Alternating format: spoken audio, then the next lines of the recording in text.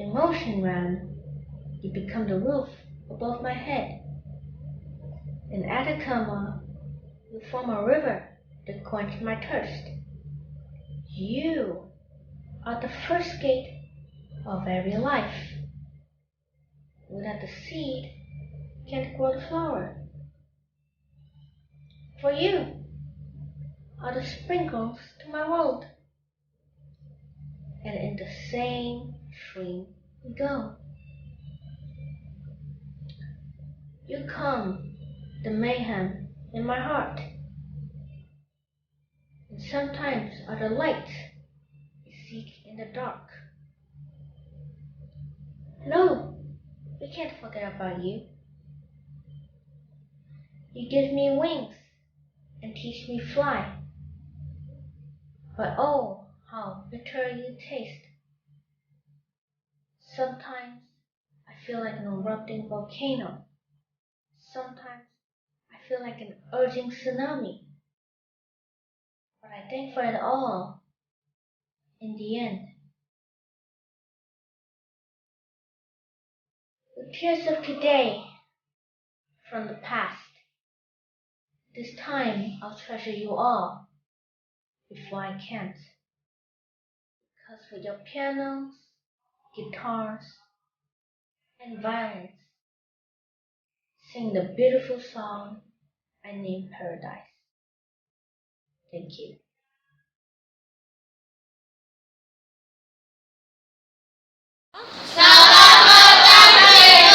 Kami pelajar tidak boleh. Kami suka kami suka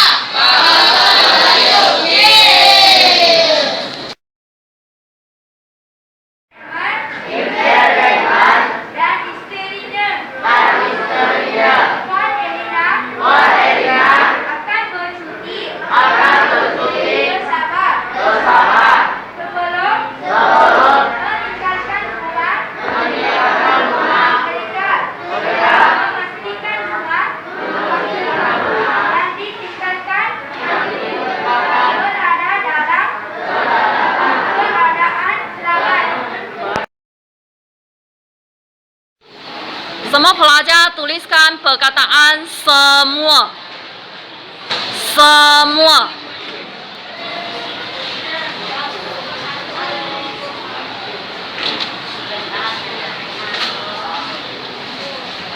Berikan marker pen kepada kawan seterusnya.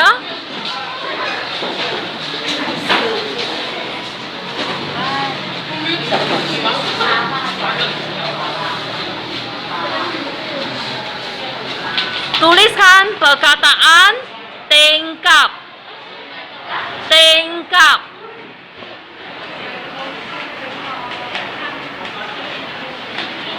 Berikan marker pen kepada kawan seterusnya.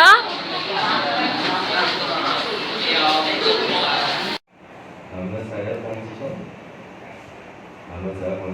Saya dari Bulan Seri. So, hari ini kita akan terangkan masuk ke dekorasi.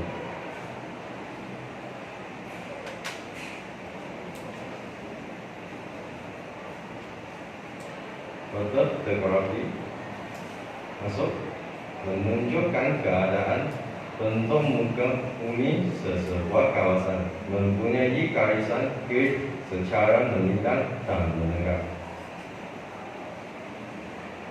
Ciri-ciri topografi. Bentuk topografi perlu mempunyai tajuk penunjuk skala.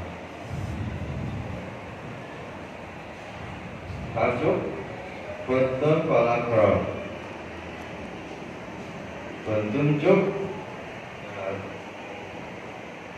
dan skala bawah itu. Ciri-ciri topografi. Peta topografi ialah peta yang menggambarkan ciri batas taraf fisika dan ciri batas taraf budaya. Batas taraf budaya fisika. Tahapan taraf fisika. Kata kunci semula jadi. Batas taraf budaya adalah kata kunci dan kuatan manusia yang tahan dan bina.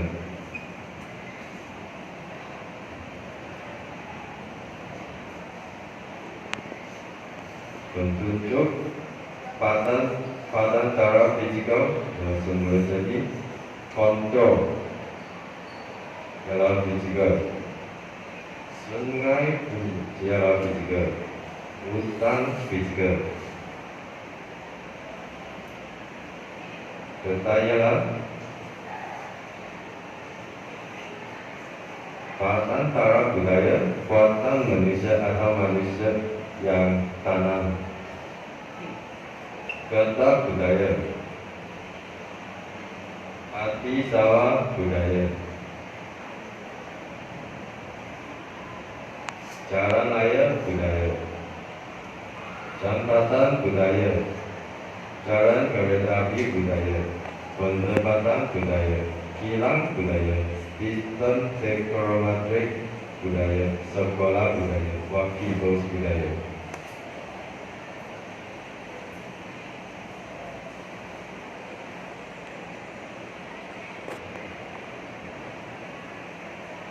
Fisika adalah yang ketiga, so budaya lain ini semua.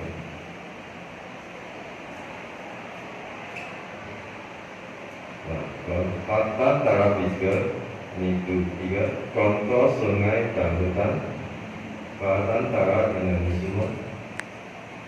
Ciri-ciri pedografi, peta topografi dilukis menggunakan skala dan simbol tertentu.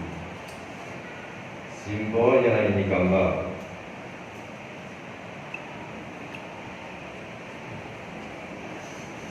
Skala adalah bawahnya.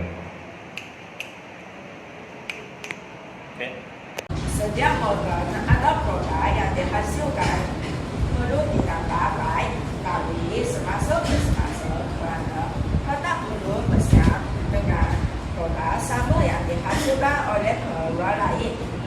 Langkah ini adalah untuk memastikan produk itu menjadi lebih kompetitif dan mempunyai kelebihan dalam pasaran. Inovasi penerusan perlu dilakukan oleh mereka bentuk. Mereka perlu berusaha mencari ide yang lebih kreatif bagi menambah baik produk dari segi fungsi, mereka bentuk, konduktif, dan industri. Ada apa soalan? Daripada bentuk apakah menambah baik aplikasi yang berapa? Sekarang gasing itu ada 3 bahaya. Kita boleh cuba.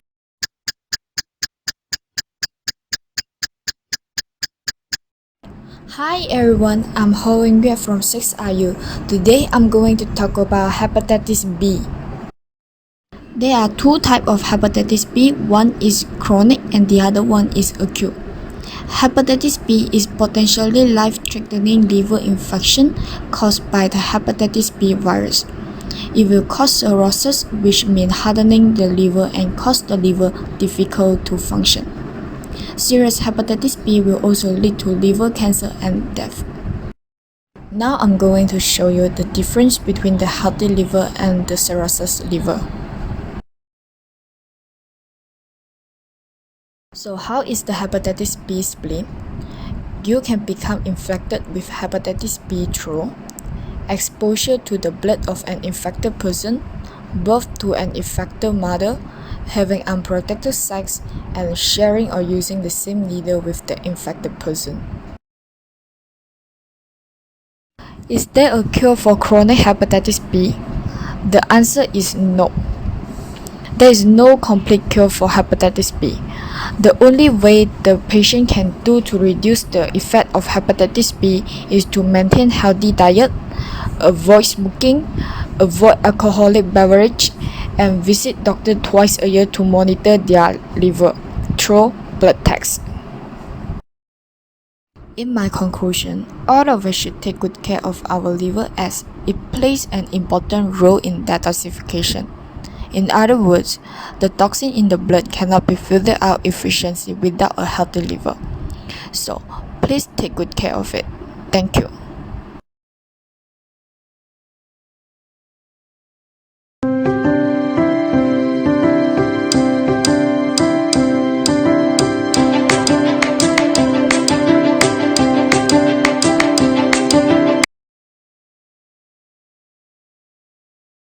Bab 5. Bulatan. Jejari, garis lurus dari pusat bulatan ke sebenar titik pada lilitan bulatan. Diameter, garis lurus yang menyentuh lilitan dan melalui pusat bulatan. Perentas, garis lurus yang menyambung sebenar dua titik pada lilitan bulatan. Lengkomino adalah sebagai daripada lilitan bulatan. Sektor major, rentau yang disebahati oleh satu lengkor dan dua jejari. Sektor major ialah bahagian dalam bulatan yang dibatasi oleh dua jejari dan lengkor yang menyambungkan titik hujung dua jejari itu. Lengkor major. Lengkor major ialah lengkor adalah sebahagian daripada Perlakuan berperi kemanusiaan, membantu mangsa bencana alam. Contohnya, menyumbangkan baju, makanan dan duit kepada mangsa bencana alam.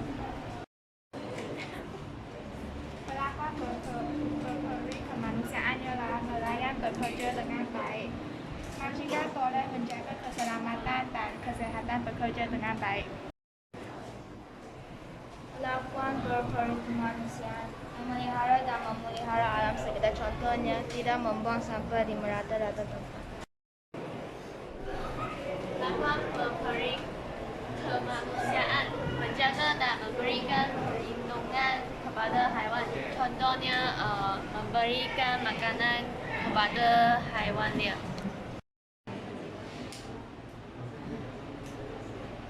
Perlakuan berperi kemanusiaan, membantu orang yang memerlukan. Contohnya membantu orang buta melintas jalan raya. அனைவருக்கும் வணக்கம். நான் நவீன்டன் சந்திரசேகரன். நான் பேச போகும் தலைப்பு பார்த்தீங்கன்னா உங்கள் அனைவருக்குமே அது ஒரு சிறிய தலைப்பாக தான் தெரியும். ஆனால் அதிலே நம் நாட்டின் எதிர்காலம் அடங்கி இருக்கின்றது என்று சொன்னால் உங்களால் நம்ப இயலுமா? ஆமாம், வன்முறை. வன்முறை என்ற ஒரு சொல்ல பார்த்தீங்கன்னா எவ்வளோ ஒரு கரகரப்பான ஒரு ஓசை, இனிமையற்ற ஒரு துணியை தருது. வன்முறை என்று சொல்லும்போது நம் நாட்டில் ஒழிக்கப்பட வேண்டிய ஒரு செயலாக கருதப்படுகின்றது. வன்முறையில் பொதுவாக யார் ஈடுபடுறா? இளைஞர்களும் 15 வயது அடைந்த மாணவர்களுமே அதிகமாக ஈடுபடுகின்றனர். குண்டர் கும்பல், அதாவது கேங்ஸ்டரிசம், பொது உடைமைகளை சேதப்படுத்துதல், வெண்டலிசம், சண்டை, மதுபானம் அருந்துதல், போதைப் பொருள் உட்கொள்ளுதல் போன்ற அனைத்து செயல்களுமே வன்முறையில் அடங்கும். சரி, ஏன் இளைஞர்கள் வன்முறையில் ஈடுபடுகின்றனர்? முதலாவதாக பெற்றோர்களின் கவனமின்மை. பெற்றோர்கள் அதிகமாக அன்பை பிள்ளைகளிடம் செலுத்துதல் அல்லது பெற்றோர்கள் வேலையில் மட்டுமே கவனம் செலுத்துதல். இரண்டாவதாக சுற்றுச்சூழலின் தூண்டுதல். இளைஞர்கள் குடியிருக்கும் பகுதி சரியில்லை என்று சொன்னால் அவர்களும் அநாகரிகமாக தான் நடந்து கொள்வார்கள். மூன்றாவதாக பார்த்தீங்கன்னா கூடா நட்பு. உன் நண்பன் யார் என்று சொல், நீ யார் என்று நான் சொல்கிறேன் என்பது அறிஞர்களின் அமுத வாக்கு. நம் நண்பர்கள் சரியில்லை சொன்னால் நம் நடவடிக்கையும் சரியில்லாமல் தான் போகும். நான்காவதாக பார்த்தீங்கன்னா சினிமாவின் தூண்டுதல். சினிமாவில் வரும் காட்சிகள் அனைத்துமே இளைஞர்களின் மனதில் நன்றாக பசுமன தாணி போல் பதிந்து அதுவே அவர்களின் வாழ்க்கையில் பின்பற்றுகின்றனர். சரி, இந்த வன்முறை தவிர்க்கணும் என்று சொன்னால் பெற்றோர்களின் ஒத்துழைப்பும் சமூகத்தின் ஒத்துழைப்பும் மிக அவசியமாக கருதப்படுகின்றது. நம் வருங்கால நாடு நம் இளைஞர்களின் கையில். ஆகவே வன்முறையை ஒழிப்போம், ஒற்றுமையான சமுதாயத்தை உருவாக்குவோம். நன்றி. Selamat pagi. Nama saya ialah Dishyukari Lima Roma. Hari ini saya ingin membentangkan tentang watak dan perwatakan bagi bawel songket berbenang emas. Watak utama Noel ini ialah Dahlia. Dahlia merupakan seorang pelajar tingkatan 6 dan dia merupakan anak sulung dalam keluarganya dan mempunyai 6 orang adik-beradik. Dahlia merupakan seorang yang tabah. Hal ini kerana Dahlia berhadapan dengan pelbagai dugaan dalam hidup. Salah satu contohnya ialah ibunya menghadapi penyakit kemurungan dan menerima rawatan di hospital. Dahlia juga merupakan seorang yang penyayang. Hal ini kerana Dahlia sanggup berulang-alik dari rumah ke sekolah untuk memastikan adik-beradiknya mendapatkan penjagaan yang sempurna. Akhir sekali, Dahlia ialah seorang pelajar yang berpandangan jauh. Dahlia sanggup menerima tawaran mengikuti kursus pengurusan perniagaan pada peringkat ijazah pertama. Sekian, terima kasih. Hi, welcome to my video. My name is Tracy. I am a student from 2 Roma.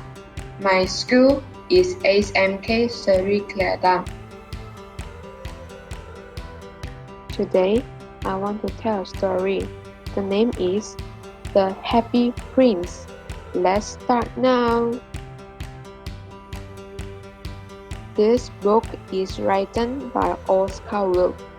He is from Westland Road, Dublin, Ireland.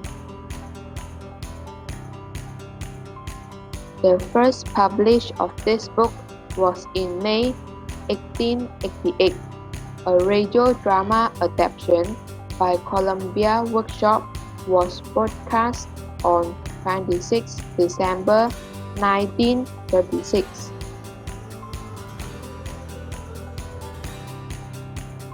It is about the story of Sudut, the happy prince, covered with gold and many jewels. It sits overlooking the city.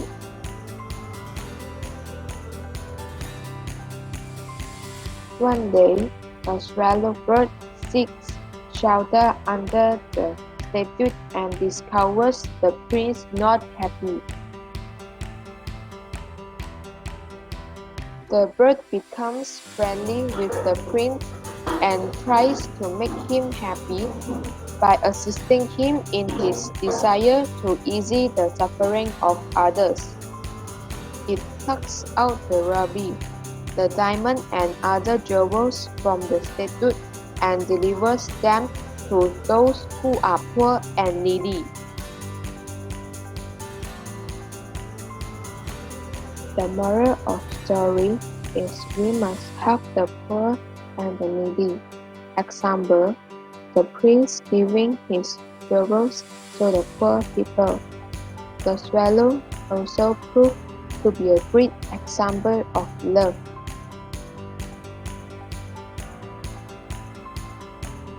That's all for my storytelling. Hope guys will like it.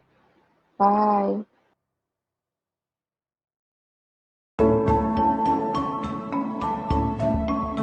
Krim Fennel dinyatakan bertujuan untuk merawat kekejangan otot.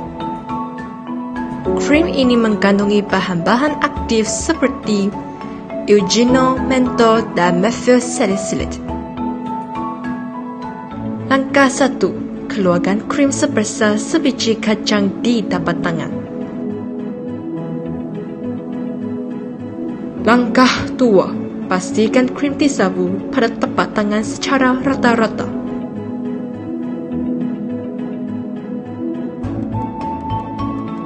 Langkah 3. Gunakan telapak tangan untuk mengurut bahagian otot yang kejang. Amaran dan perhatian. Krim ini untuk kegunaan luar sahaja. Semasa menyapu krim disapu ke satu arah sahaja, iaitu arah ke bawah. Sekian, terima kasih.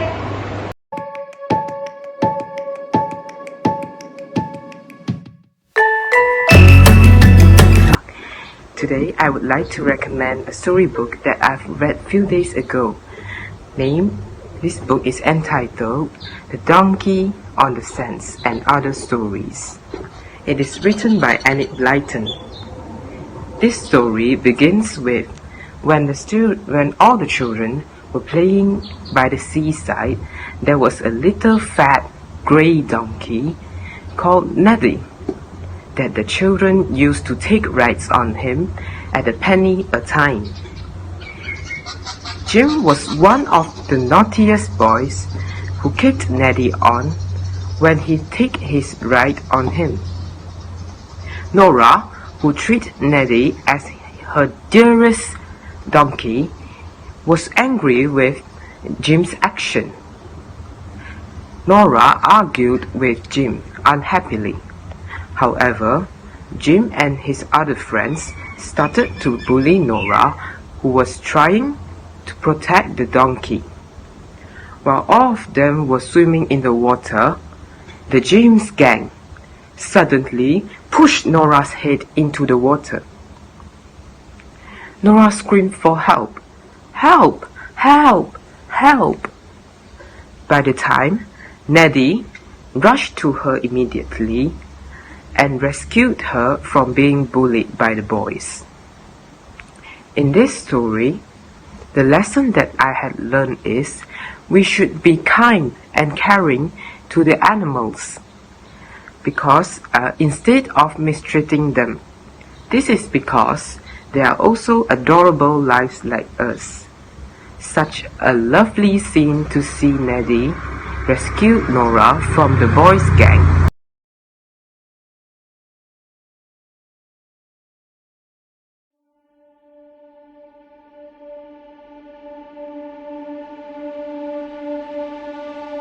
I found that nothing in life is worthwhile unless you take risks. Nothing.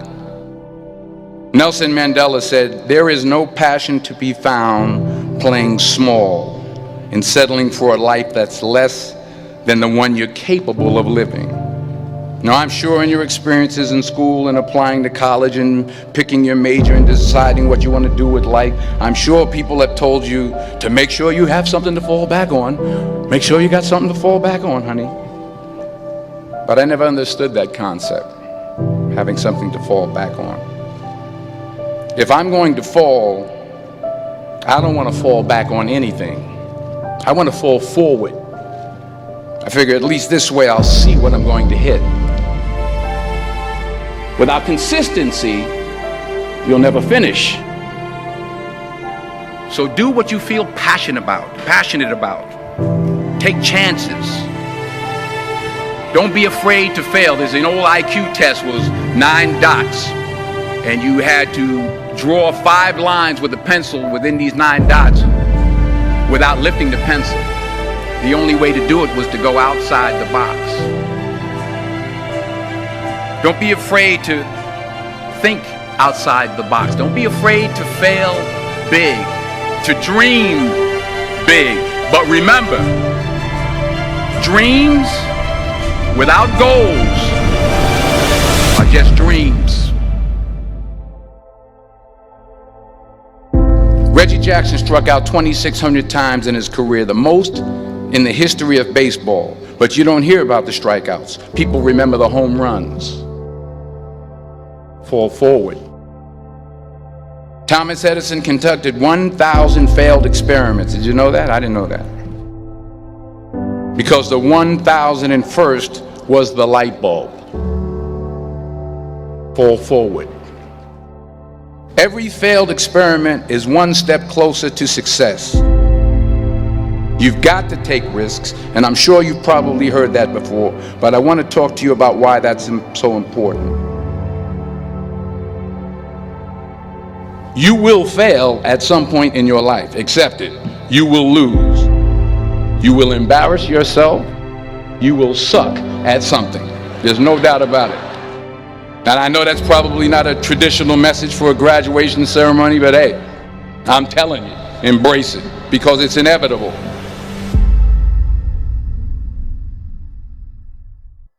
In the acting business, you fail all the time. Early on in my career, I auditioned for a part in a Broadway musical. Perfect role for me, I thought, except for the fact that I can't sing. I didn't get the job. But here's the thing.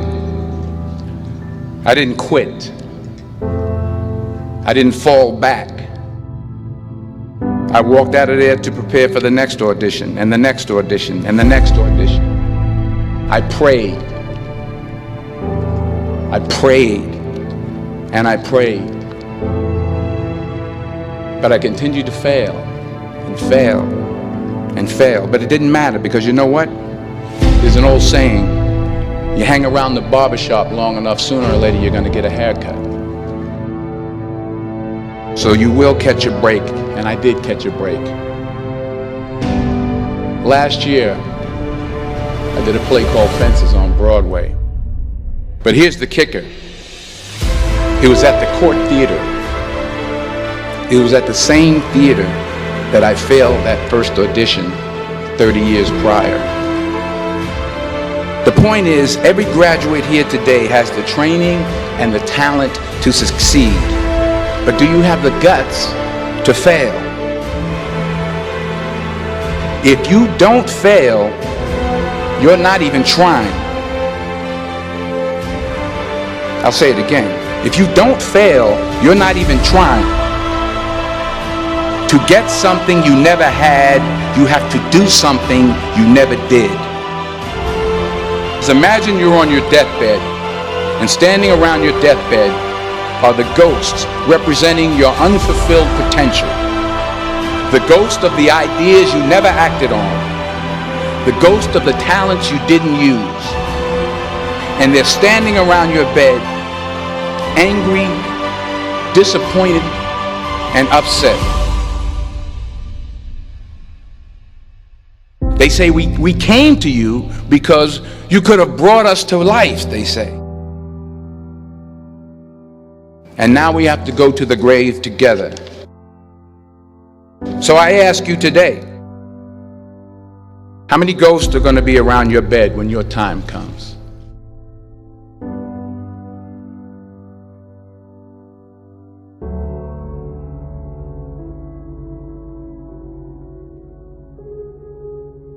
I just got back from South Africa. It's a beautiful country, but there are places there with terrible poverty that need help.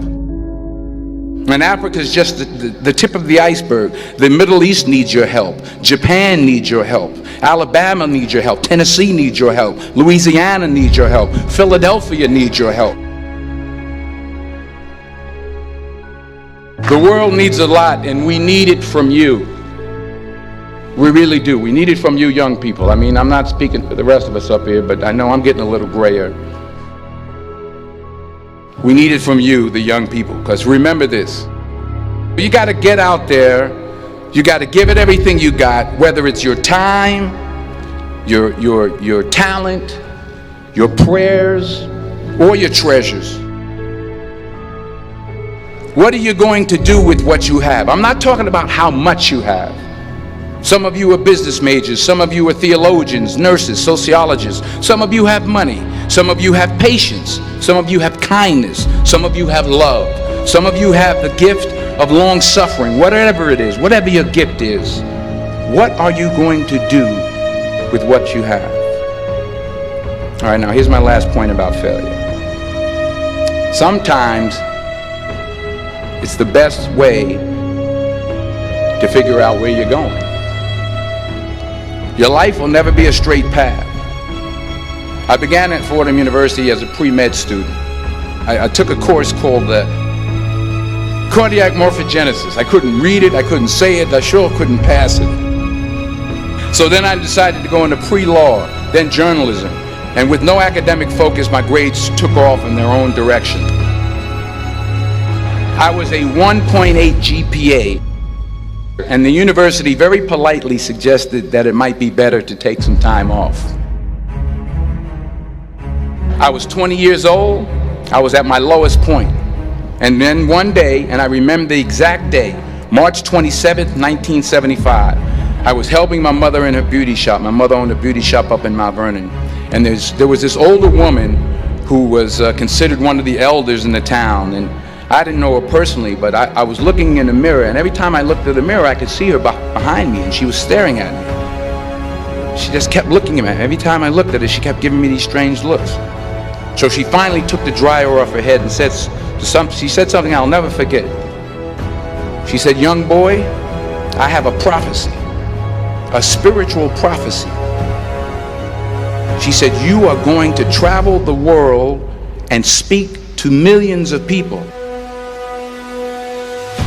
And in the years that followed, just as that woman prophesied, I have traveled the world and I have spoken to millions of people through my movies. Millions who up till this day couldn't see me, who up till this day I couldn't see while I was talking to them, and they couldn't see me, they could only see the movie. They couldn't see the real me. But I see you today, and I'm encouraged by what I see.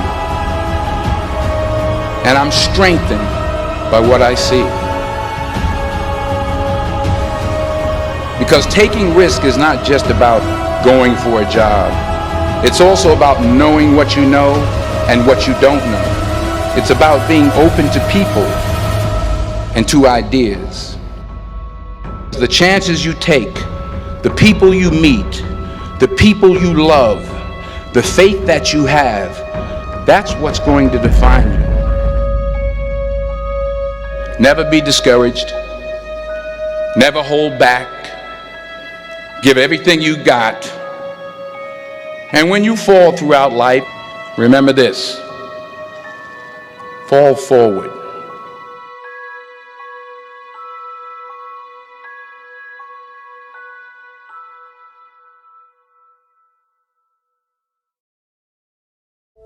What starts here changes the world.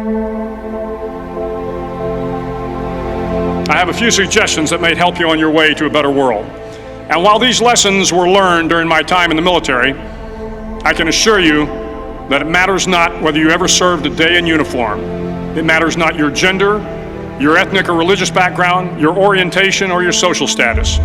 Our struggles in this world are similar, and the lessons to overcome those struggles and to move forward, changing ourselves and changing the world around us, will apply equally to all.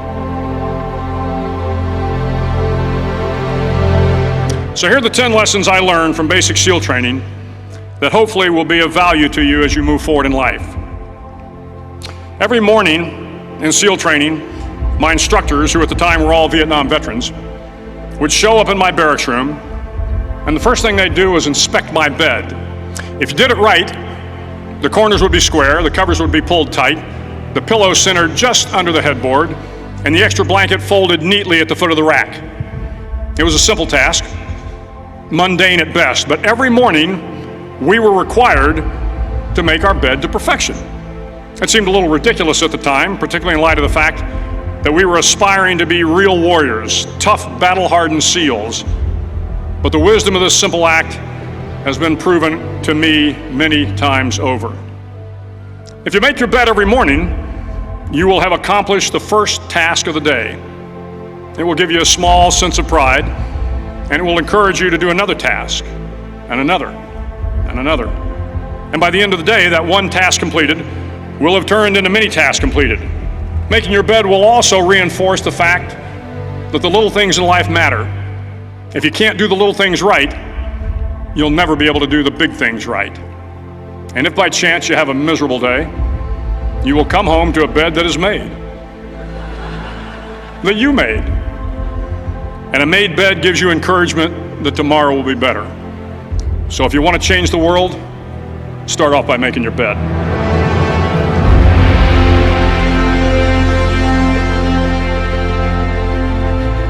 During SEAL training, the students are all broken down into boat crews. Each crew is 7 students, 3 on each side of a small rubber boat, and 1 coxswain to help guide the dinghy. Every day your boat crew forms up on the beach and is instructed to get through the surf zone and paddle several miles down the coast. In the winter, the surf off San Diego can get to be 8 to 10 feet high, and it is exceedingly difficult to paddle through the plunging surf unless everyone digs in. Every paddle must be synchronized to the stroke count of the coxswain. Everyone must exert equal effort, or the boat will turn against the wave and be unceremoniously dumped back on the beach. For the boat to make it to its destination, everyone must paddle. You can't change the world alone. You will need some help. And to truly get from your starting point to your destination takes friends, colleagues, the goodwill of strangers, and a strong coxswain to guide you. If you want to change the world, find someone to help you paddle. Over a few weeks of difficult training, my SEAL class, which started with 150 men, was down to just 42. There were now 6 boat crews of 7 men each. I was in the boat with the tall guys, but the best boat crew we had was made up of the little guys, the Munchkin crew, we called them. No one was over 5'5". The Munchkin boat crew had 1 American Indian, 1 African American, 1 Polish American, 1 Greek American, 1 Italian American, and 2 tough kids from the Midwest.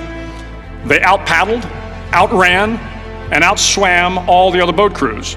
The big men in the other boat crews would always make good-natured fun of the tiny little flippers the Munchkins put on their tiny little feet prior to every swim.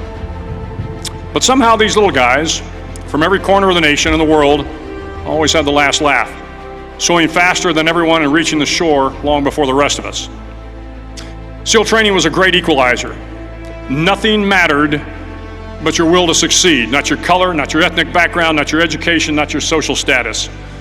If you want to change the world, measure a person by the size of their heart, not by the size of their flippers.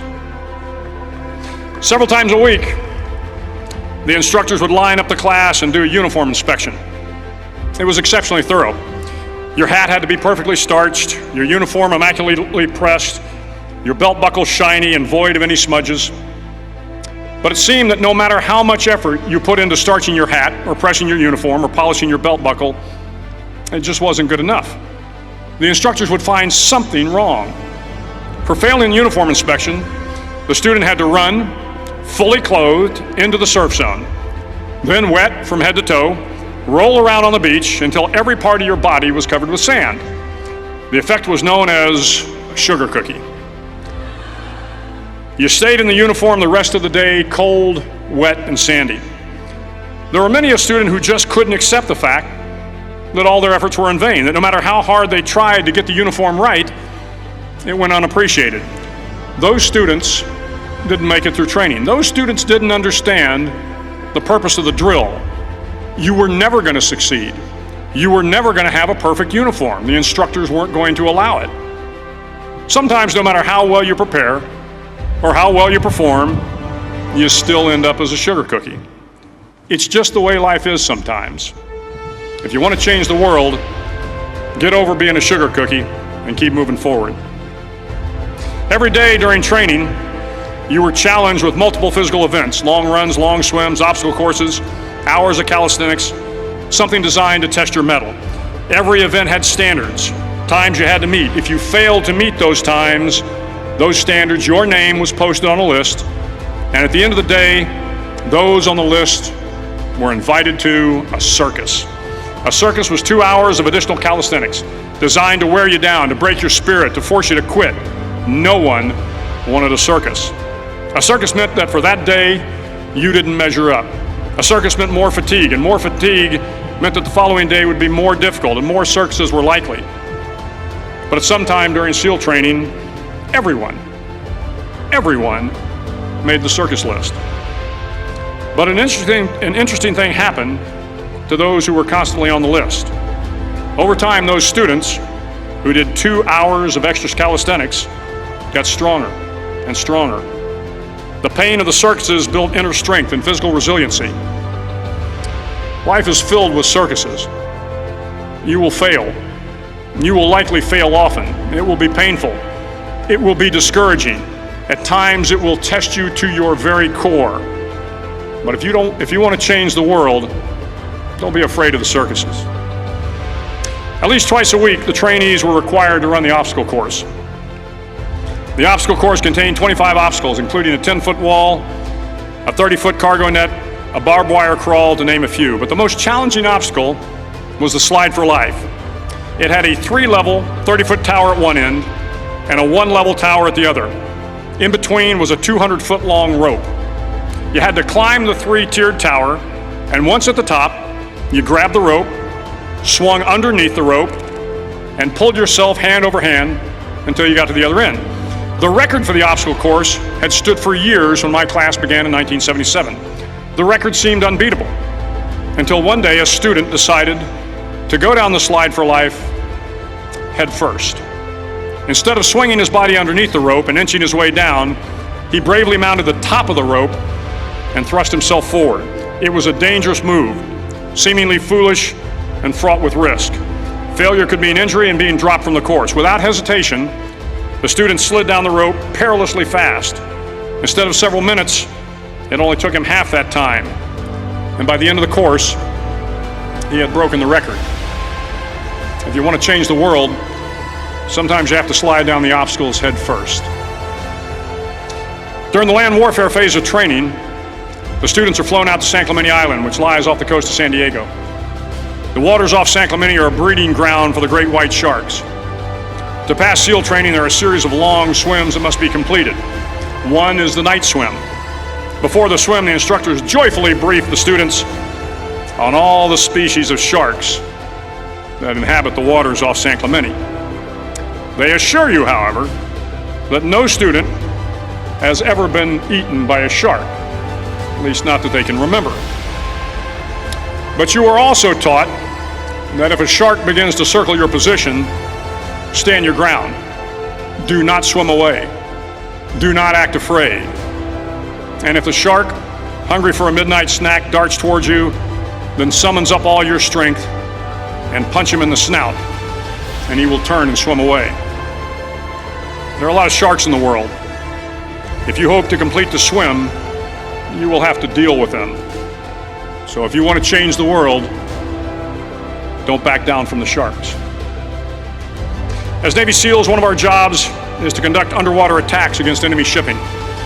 We practice this technique extensively during training. The ship attack mission is where a pair of SEAL divers is dropped off outside an enemy harbor and then swims well over 2 miles underwater, using nothing but a depth gauge and a compass to get to the target. During the entire swim, even well below the surface, there is some light that comes through. It is comforting to know that there is open water above you. But as you approach the ship, which is tied to a pier, the light begins to fade. The steel structure of the ship blocks the moonlight. It blocks the surrounding street lamps. It blocks all ambient light. To be successful in your mission, you have to swim under the ship and find the keel, the center line, and the deepest part of the ship. This is your objective. But the keel is also the darkest part of the ship, where you cannot see your hand in front of your face, where the noise from the ship's machinery is deafening, and where it gets to be easily disoriented, and you can fail. Every SEAL knows that under the keel, at that darkest moment of the mission, is a time when you need to be calm, when you must be calm, when you must be composed, when all your tactical skills, your physical power, and your inner strength must be brought to bear. If you want to change the world, you must be your very best in the darkest moments. The 9th week of training is referred to as Hell Week. It is 6 days of no sleep, constant physical and mental harassment, and one special day at the Mud Flats. The Mud Flats are an area between San Diego and Tijuana where the water runs off and creates the Tijuana Sloughs, a swampy patch of terrain where the mud will engulf you. It is on Wednesday of Hell Week that you paddle down to the Mud Flats and spend the next 15 hours trying to survive this freezing cold, the howling wind, and the incessant pressure to quit from the instructors. As the sun began to set that Wednesday evening, my training class, having committed some egregious infraction of the rules, was ordered into the mud. The mud consumed each man till there was nothing visible but our heads. The instructors told us we could leave the mud if only 5 men would quit. Only 5 men, just 5 men, and we could get out of the oppressive cold. Looking around the mud flat, it was apparent that some students were about to give up. It was still over 8 hours till the sun came up. 8 more hours of bone-chilling cold. The chattering teeth and the shivering moans of the trainees were so loud, it was hard to hear anything. And then one voice began to echo through the night. One voice raised in song. The song was terribly out of tune, but sung with great enthusiasm. One voice became 2, and 2 became 3, and before long, everyone in the class was singing. The instructors threatened us with more time in the mud if we kept up the singing, but the singing persisted, and somehow the mud seemed a little warmer, and the wind a little tamer, and the dawn not so far away. If I have learned anything in my time traveling the world, it is the power of hope. The power of one person, a Washington, a Lincoln, King, Mandela, and even a young girl from Pakistan, Malala. One person can change the world by giving people hope. So if you want to change the world, start singing when you're up to your neck in mud. Finally, in SEAL training, there's a bell. A brass bell that hangs in the center of the compound for all the students to see. All you have to do to quit is ring the bell. Ring the bell, and you no longer have to wake up at 5 o'clock. Ring the bell, and you no longer have to be in the freezing cold swims. Ring the bell, and you no longer have to do the runs, the obstacle course, the PT, and you no longer have to endure the hardships of training. All you have to do is ring the bell to get out. If you want to change the world, don't ever, ever ring the bell. It will not be easy. Start each day with a task completed. Find someone to help you through life. Respect everyone.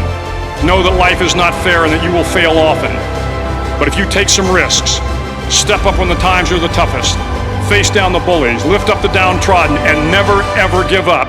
If you do these things, the next generation and the generations that follow will live in a world far better than the one we have today. And what started here will indeed have changed the world for the better. Thank you very much.